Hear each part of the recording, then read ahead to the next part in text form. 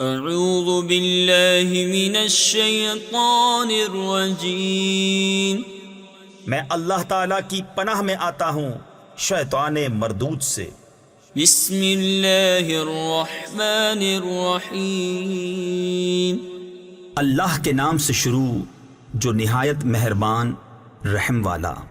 لإيلاف قريش إيلافهم رحلة الشتاء والصيف فليعبدوا رب هذا البيت الذي أطعمهم من جوع وآمنهم من خوف۔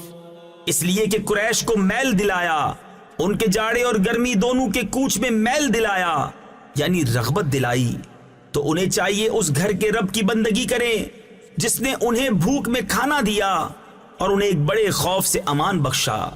تفسیر خزائن العرفان میں ہے یہاں بڑے خوف سے مراد یا تو قتل و غارت، قافلے لٹنا، یا مسافروں کا مارا جانا ہے، یا جزام کہ انہیں کبھی جزام نہ ہوگا، یا یہ مراد ہے کہ سید عالم محمد مصطفیٰ صلی اللہ تعالی علیہ وسلم کی برکت سے انہیں خوف عظیم سے امان عطا فرمائی۔